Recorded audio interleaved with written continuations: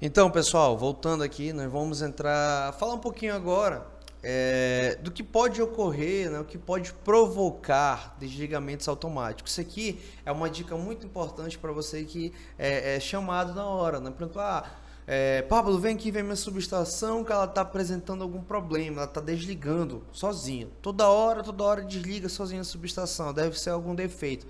Você não vai chegar lá e falar, não, o problema é o disjuntor de média. Condenou o disjuntor só de ouvir o barulho do disjuntor. Tem gente que faz isso. Ah, o problema é o transformador, está em sobrecarga, bota trocar o transformador. Porque qualquer coisa que você condene dentro de uma subestação vai custar no mínimo 15 mil reais. Tá? É só para você ter uma noção. Então, se você for condenar, condene depois de todos os testes elétricos e mecânicos, para você ter a certeza realmente que aquilo não funciona mais. Porque não é simplesmente condenar uma tomada que custa R$ 3.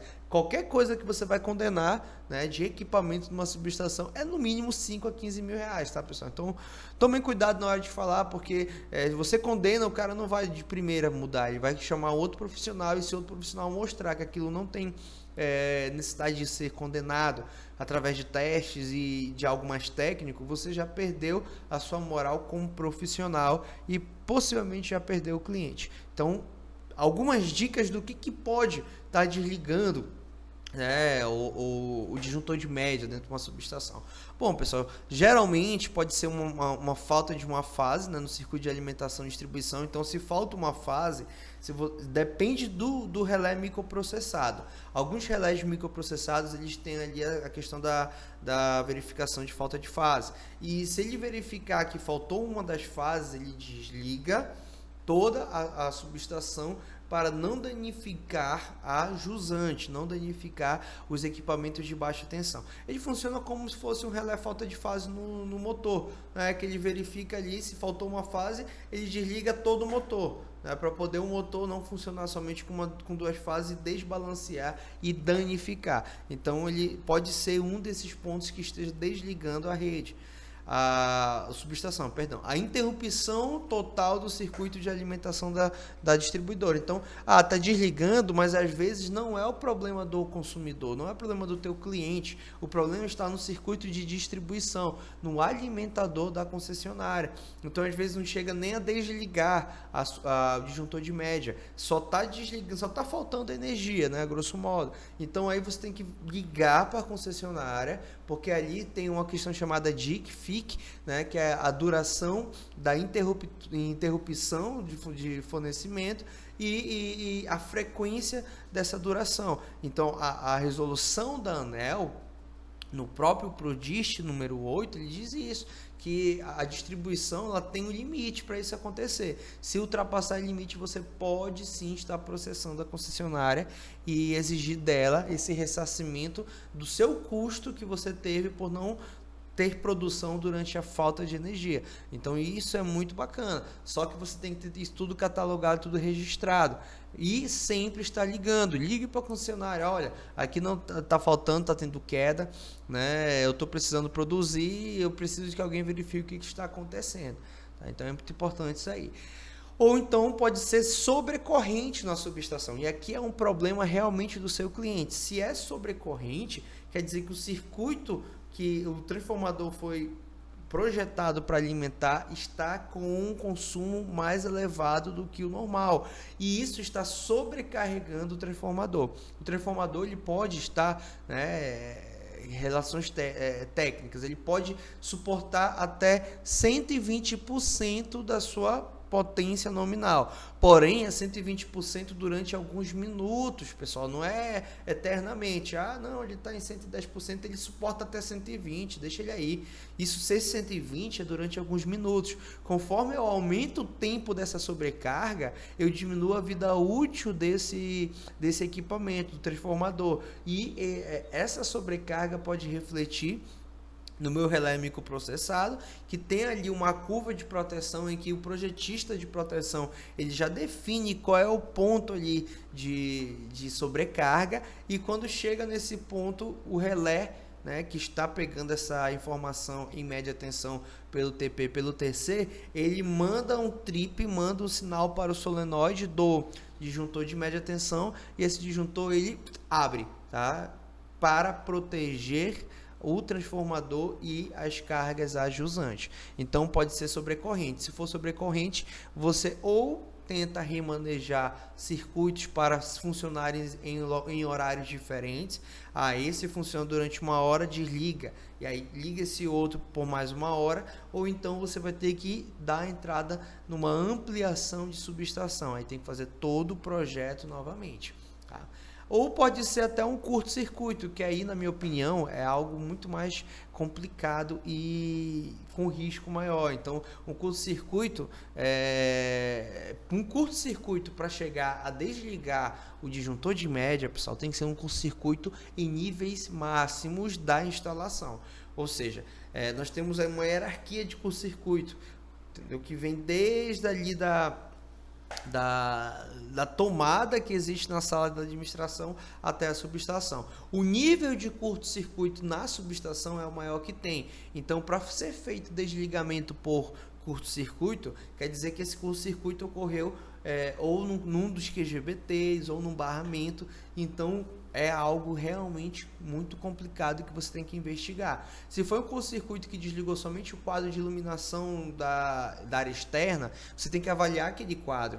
Não é problema na subestação. Agora, se ocorreu na subestação o desligamento por curto-circuito e o próprio relé microprocessado ele guarda essa informação, aí você tem que fazer a investigação do que pode estar ocasionando esse curto-circuito, porque pode ser até dentro da subestação um equipamento que já esteja inoperante, né, danificado. O próprio aquecimento do transformador, pessoal, o aquecimento, a corrente, ela tem relação direta com o calor, tá? Tanto é que o efeito Joule, que é o fenômeno de surgir calor a partir de um cabo que está percorrido por corrente, ele é muito visível na área elétrica. O disjuntor termomagnético, a parte térmica do disjuntor, trabalha com isso, né, do disjuntor de baixa tensão, com a parte de aquecimento, efeito Joule. Então, o transformador, principalmente o transformador a seco, que é um transformador que ele não tem os meios de trocação de calor com o ar, é o próprio ar. Tá? Então, nesse caso, ele precisa, dependendo da temperatura que ele está operando, ele precisa de um sistema de refrigeração, que pode ser uma sala climatizada, pode ser um exaustor, aí você tem que fazer um cálculo, existe um cálculo para essa troca térmica, e se não tiver um sistema desse de refrigeração ou não for eficiente, o que acontece? O próprio transformador, as bobinas do transformador são feitas de cobre, e conforme a corrente vai aumentando do consumo nominal da minha carga, eu vou aumentando o calor por efeito Joule. Eu aumento o calor por efeito Joule, eu não tenho uma dissipação desse calor de maneira correta. Então, o que acontece? No momento que eu aqueço demais, alguns transformadores eles têm sensores, né, ou relés que vão medir a temperatura e com o passar do limite determinado por essa temperatura, que é o limite de operação dos transformadores, aí tem que avaliar cada transformador, né, cada placa deve ter ali, aí ele manda o sinal para o relé desligar. Numa subestação, pessoal, quem vai desligar o disjuntor é o relé. O relé ele é o cérebro dali da minha subestação. Ele que entende quando desligar ou não. Então, quanto mais funções você coloca, né, nessa subestação, mais relés você vai colocar, mais cara ela vai se tornar, porém mais automatizada e mais segura ela fica.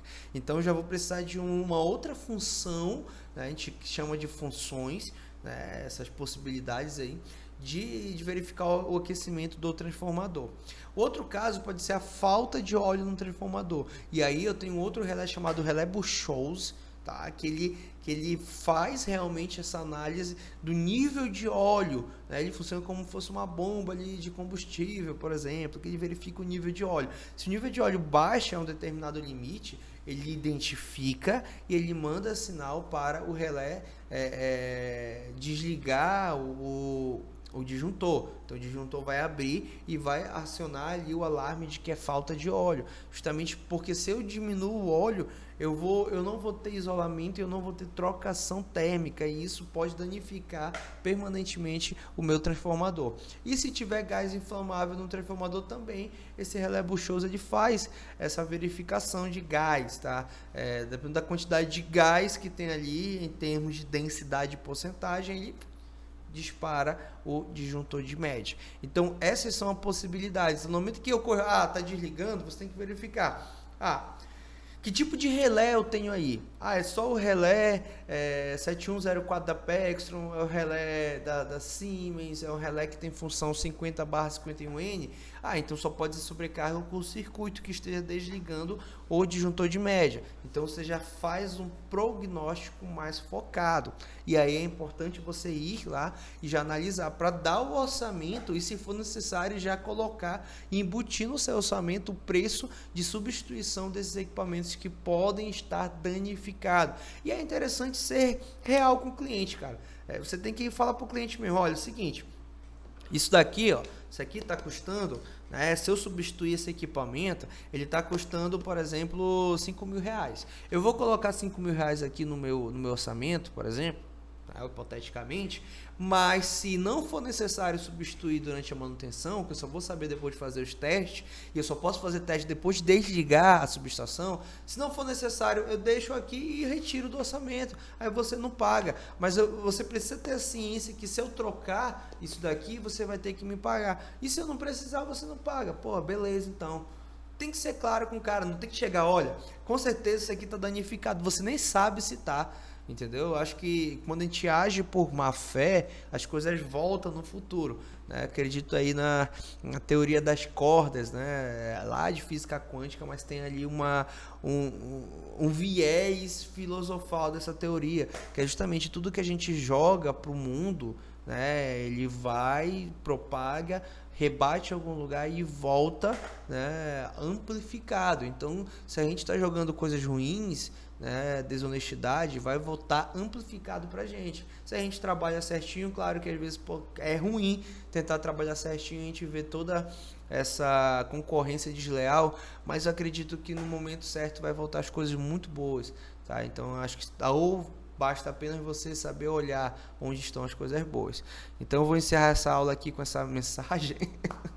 Não é nosso foco, mas é importante a gente ter paz e tranquilidade no nosso meio profissional e sempre agir da maneira correta, pessoal. Eu acho que isso daí é o que torna um bom profissional e que faz ele ser um profissional procurado, porque o teu cliente, antes de resolver o problema, ele também quer confiar em ti, tá? Ele quer que você resolva da maneira correta e de forma justa.